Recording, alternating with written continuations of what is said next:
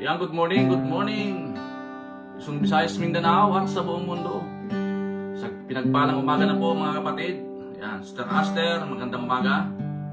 Father Joseph Trinidad, good morning. Sister Tess, good morning po. Hallelujah.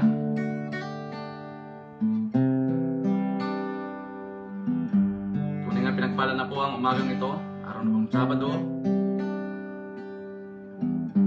Ayan.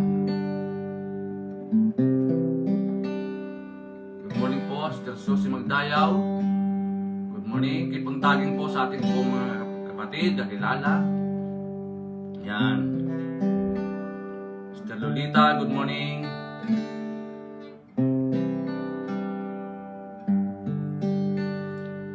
Hallelujah. Ate Ana, good morning po. Glory, Lord God. Sister Alicia, ayan, good morning po. Bago tayo mag-start mga kapatid, tayo po ay umawit. Sister Josephine Jongko, good morning. Tayo po ay umawit sa ating Panginoon. Handugan natin siya ng papurit, pagsamba. Nagpalang umaga na sa ating mga maagang nagising. Father Nilito, good morning. Praise the Lord God. Glorify your name, Lord God, today. Tunay nga, Panginoon, salamat po. At sa habang panahon, kami ay patuloy na maglilingkod, magpupuri sa iyo, Panginoon, sa aming buhay, O Lord. Ikaw po may taas, maluwalhati, Panginoon Diyos. Panginoon, yes, Lord. Sa iyo ako ay lagi sasamba. Papupurihan ka, puso at isipan, buong lakas at buhay, aking iaalay sa iyo, O Diyos. Panginoon, sa iyo ako ay laging sasamba. Papupurihan ka, puso at isipan, buong lakas at buhay, aking iaalay sa iyo, O Diyos. Purihin ka, Panginoong Hesus. Ang buhay ko sa iyo'y ito'y gamitin mo. Purihin ka, Panginoong Hesus. Sa habang panahon, ako ay sasamba, O aking Diyos. Hallelujah. Patuloy ka naming sasambahin. Pupurihin katanghal, Panginoon. Yes, Lord God.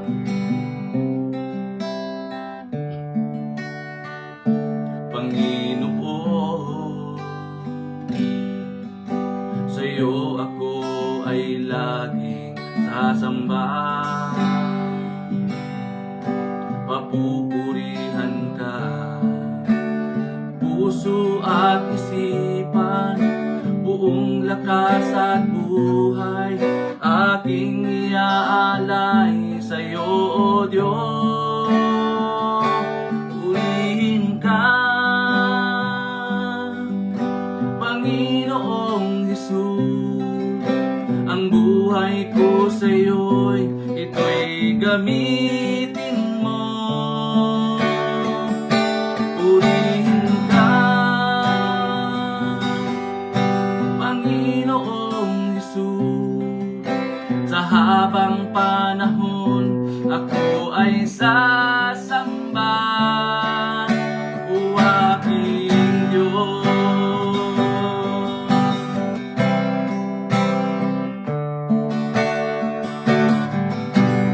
Kundi sa habang panahon, ako ay sasamba sa iyo, Panginoon. Tunay kang Diyos. Purihin ka, Panginoong Hesus. Ang buhay ko sa'yo, ito'y gamitin mo. Purihin ka,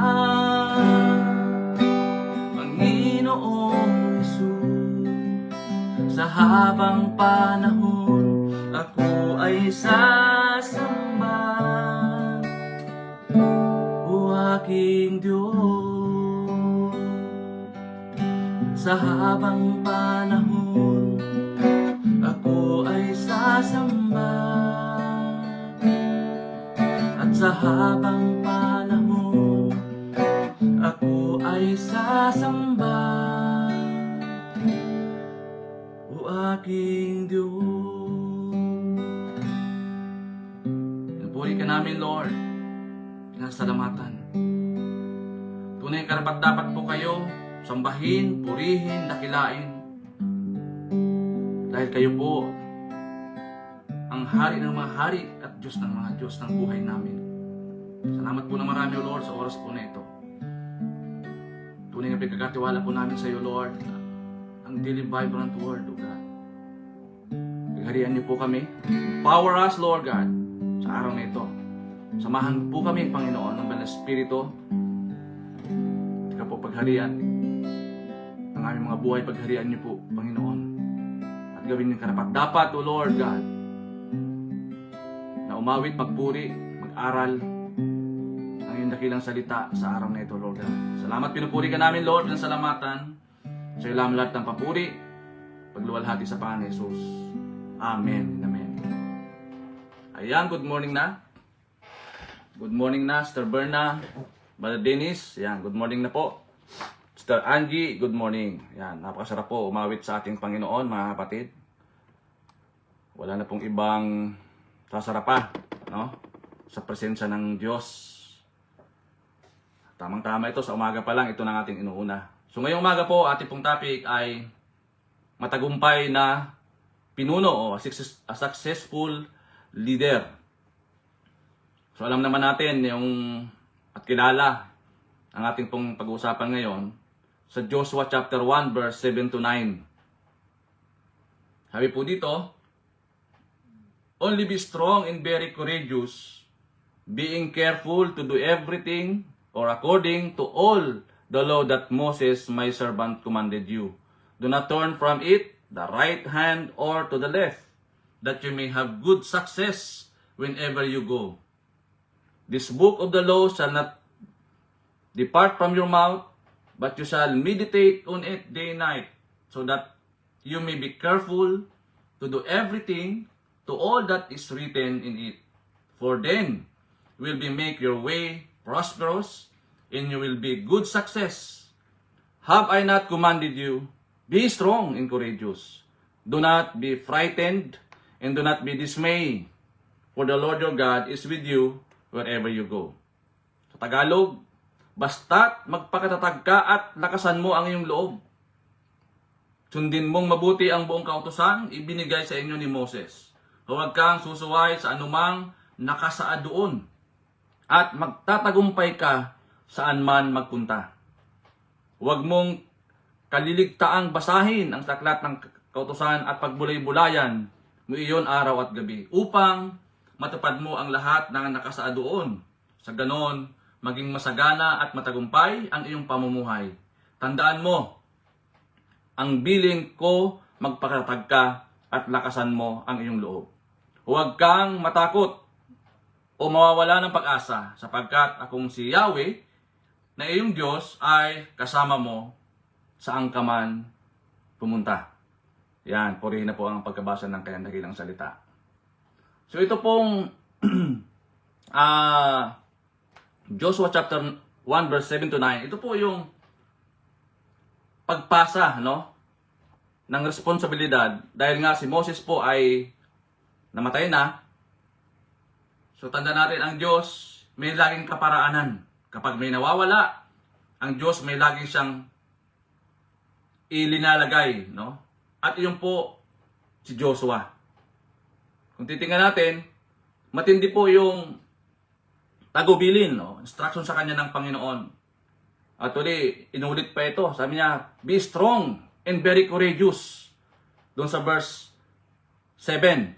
Pagdating po ng verse 9, inulit ulit. Be strong and courageous. Do not be frightened. Kasi nga, yung task, yung gampanin ni Joshua ay hindi basta-basta.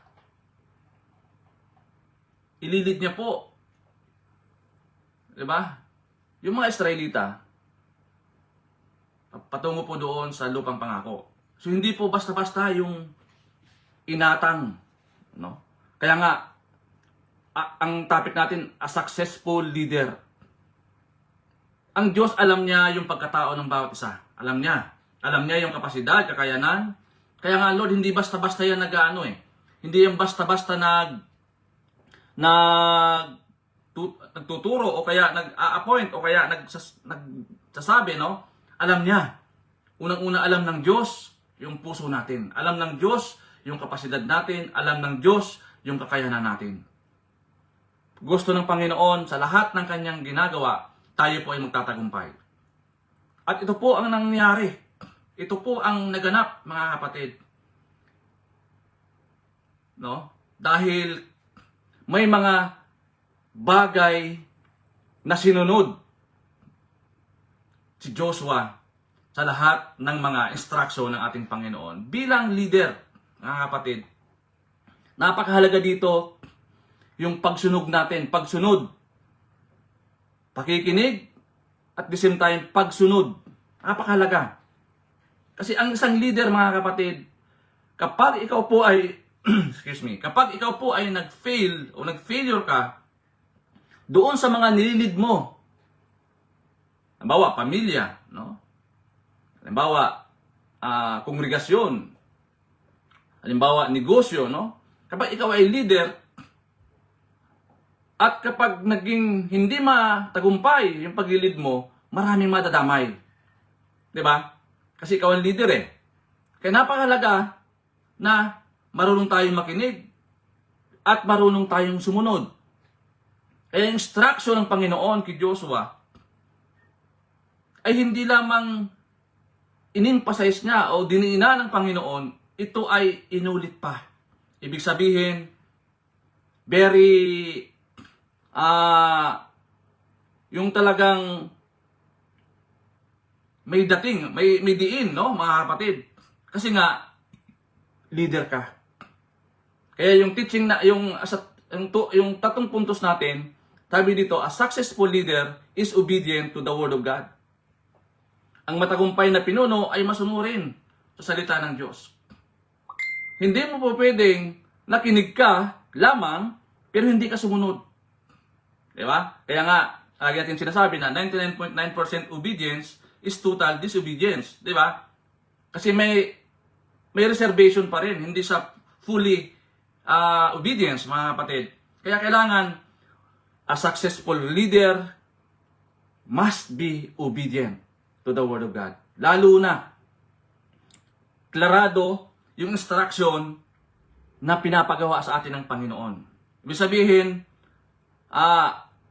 naranasan mo, narinig mo, naramdaman mo yung instruction ng Panginoon. At alam mo, ang Panginoon ang nagsasalita dito, nangungusap dito, kasi nga, iyon po yung Biblia. Kaya ang ginawa po ni Joshua, siya ay sumunod, nakinig, sumunod, at alam naman natin ang nangyari. Di ba? Yan po yung number 1. A successful leader is obedient to the Word of God. Hindi po pwede na nakikinig lang tayo, pero hindi tayo sumusunod. Di ba? Ang mangyayari niyan, pinakinggan mo sa kabila at pinalabas mo sa kabila. Kumbaga hindi mo talaga naunawaan ng maigi. Kaya nga, bilang isang leader, mga kapatid, pinanghahawakan natin, yung pagkatawag, yung instruction ng Panginoon sa atin. Ano ba yung pinapagawa ng Lord sa atin bilang isang leader? Tanda natin, ang laki po ng responsibilidad ng isang pinuno. Okay, sa digmaan na lamang, Kapag ang pinuno ay nag-fail damay, maraming madadamay. Sa pamilya, kapag ang magulang, no, ang mga magulang, sumablay yan, di ba? Madadamay pati yung mga anak. Kaya kapag ang magulang, no, ang mag-asawa, sira ang pamilya, nakakalungkot, dadamay yung mga bata. Di ba? Kaya napakalaga po yung pagiging pinuno, pagiging leader po natin. So number 2, successful leader is saturated with the Word of God. Pag sinabing saturated, mga kapatid, kailangan puspos ka ng salita ng Diyos. Hindi mo lang binasa yung salita ng Diyos, hindi mo lang binubulay-bulay, after mong binasa at pinagbulay-bulay, ito ay ginagawa mo. Diba? Call to action. Hindi lang puro pangako, ano? O puro salita. Puro pangako. Okay? Pero hindi naman nakikitaan ng aksyon. Walang accomplishment. Diba, mga kapatid? At marami pong mga hindi naman lahat, no? Na mga leader, mga politician, no? Lalo ngayon, malapit ng eleksyon.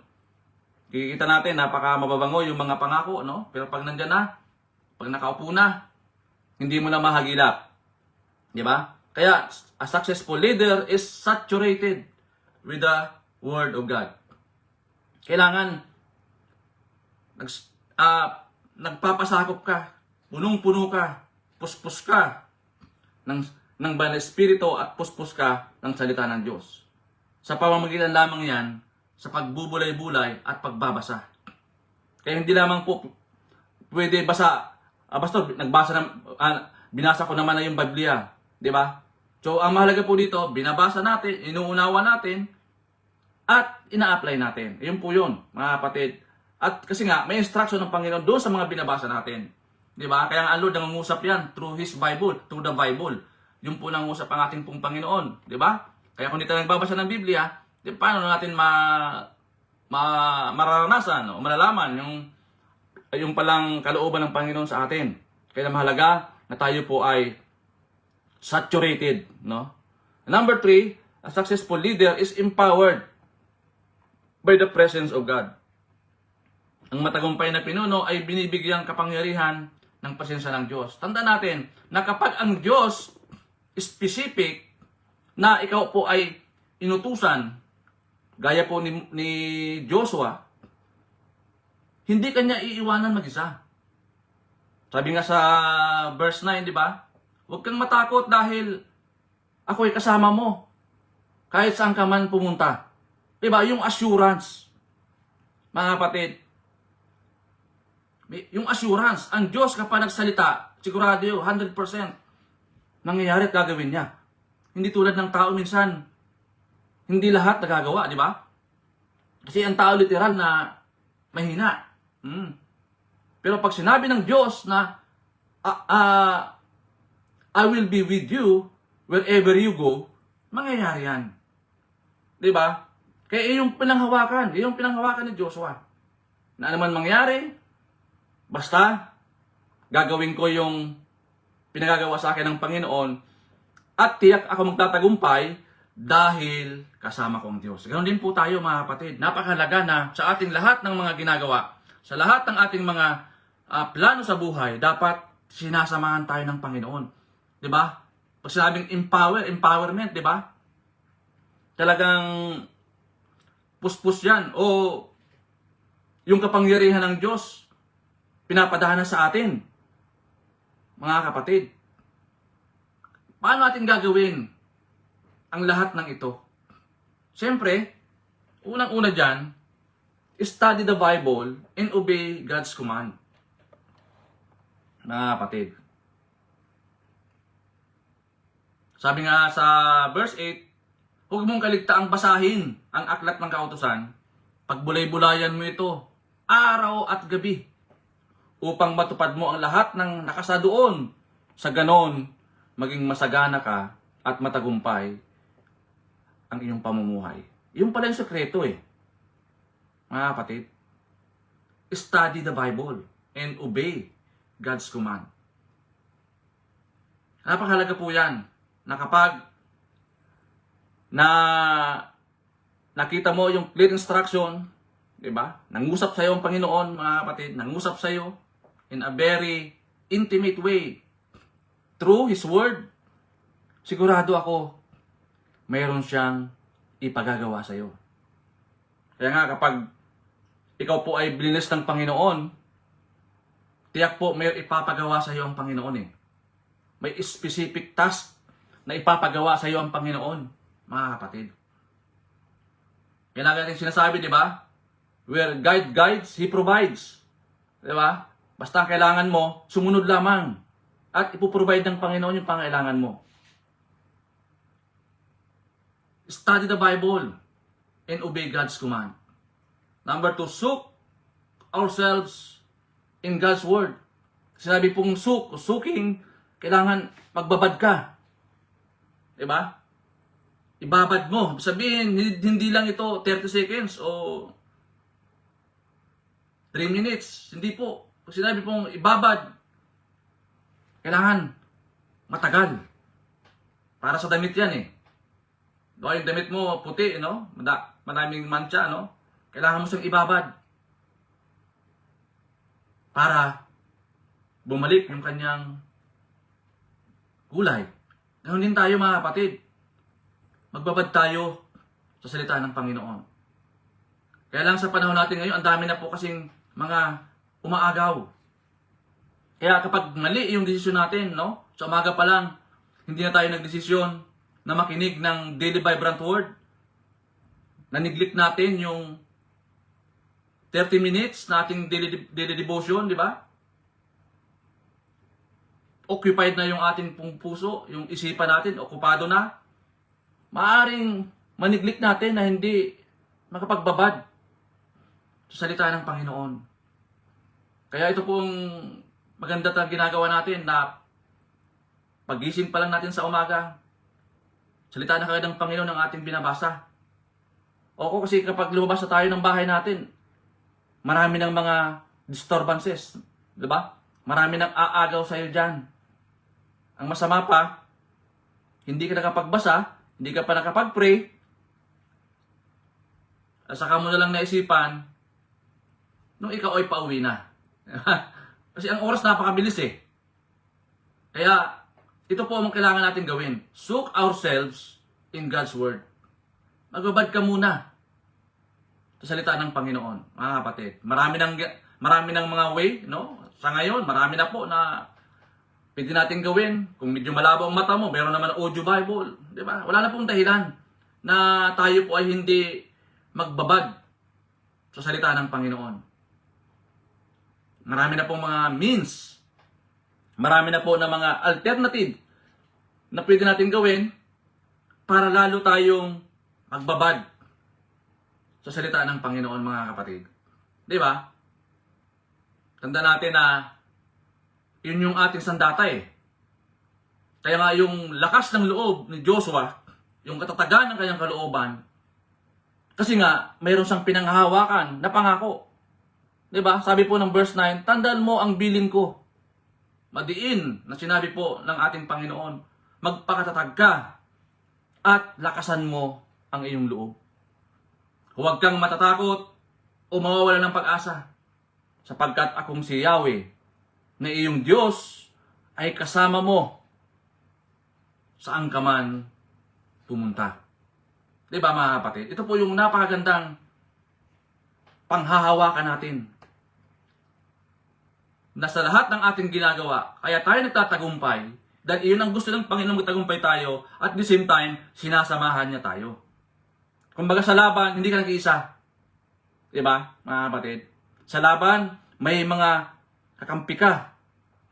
Hindi ka nag-iisa.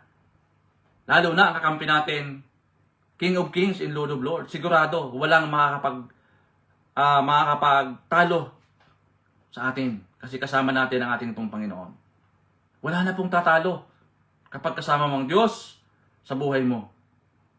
Kaya maraming mga tao ay luhaan, talunan. Bakit? Madalas mang iwan.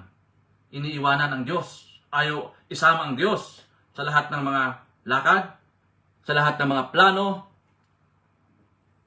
sa lahat ng mga bagay-bagay.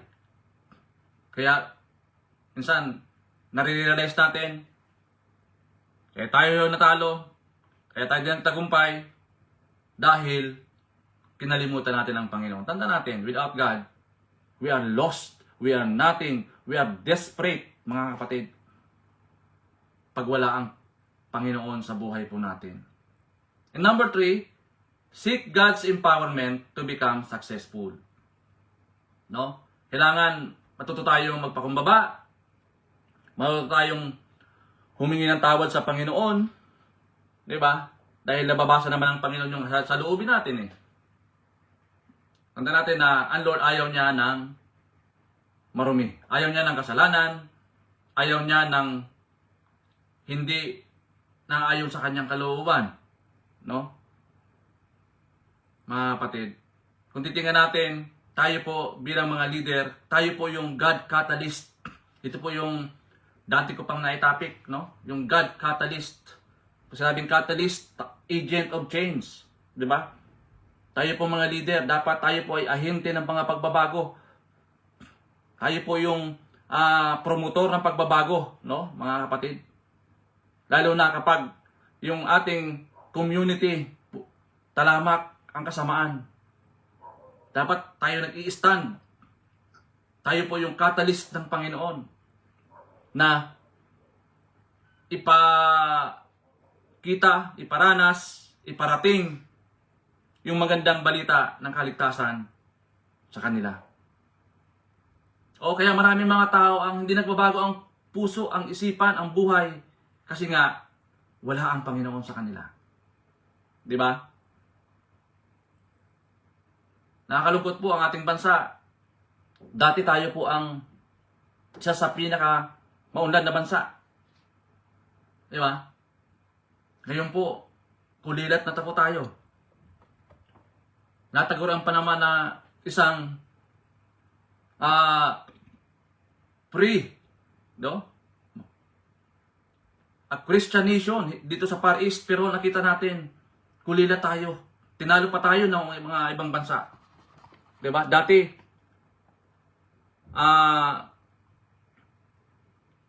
yung ibang bansa, no, ng Thailand, sa atin kumukuha yan ng mga ng mga agriculture, 'di ba? Ngayon tayo na umaangkat sa kanila. Nabaliktad na, no?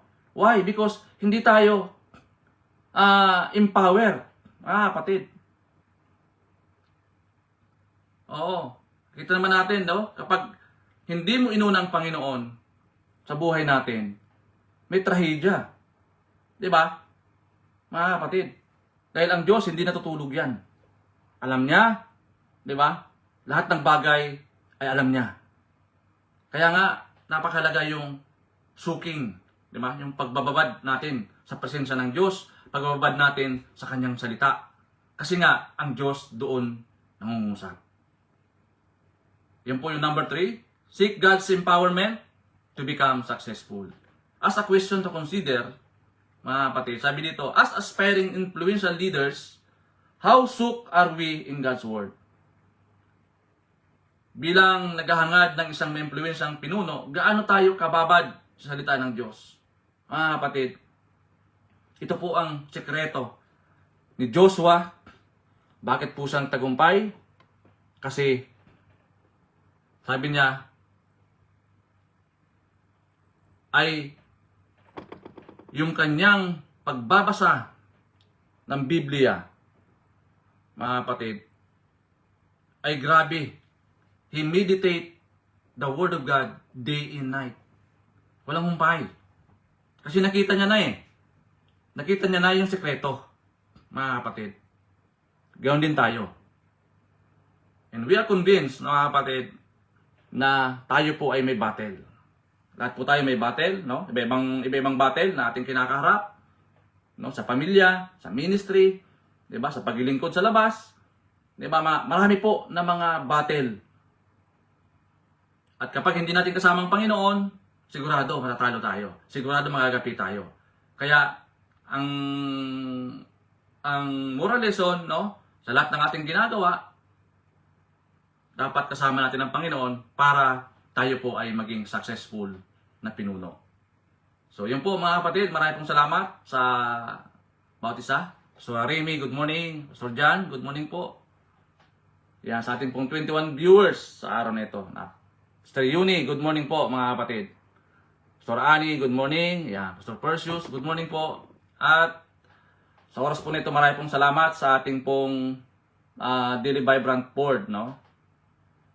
Sir Lori, good morning, no? Salamat po at patuloy niyo pong itong ikalat, 'di ba? Itag, 'di ba? Sa ating pong mga kilala para po naman sila ay kahit sa replay, no? Makapakinig sila. Ma-encourage po sila ng kanyang mga salita sa pamamagitan ng ganitong pong platform. Salamat po mga kapatid sa joy and privilege na talagang ma-maximize natin itong social media. Unahan natin sila ng salita ng Panginoon, di ba? Dahil ito po ay utos sa atin ng Panginoon. Salamat po sa bawat isa at minsan pa sa oras po nito ay akin pong inaalaala, no? Akin pong mga kapatid na nagdidiwang ng kanilang mga kaarawan sa araw na ito. Kung meron man po nagdidiwang ng kaarawan sa araw na ito, binabati ko po kayo ng happy birthday.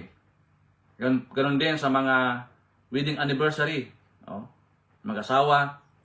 Kung meron man po, binabati ko po kayo ng happy anniversaries, mga kapatid.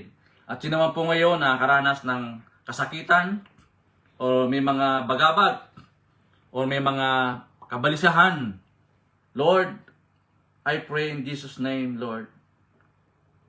Touch their life, Lord, at ipadaloy mo po ang kagalingan na nagmumula lamang sa iyo. Maging, Lord, the peace that transcends all understanding, Lord, that will guard our heart and mind in Christ Jesus. Thank you, Lord God, sa oras po na ito. Maging kami po yung nakikiramay sa pamilya po ni Kuya Alex, no?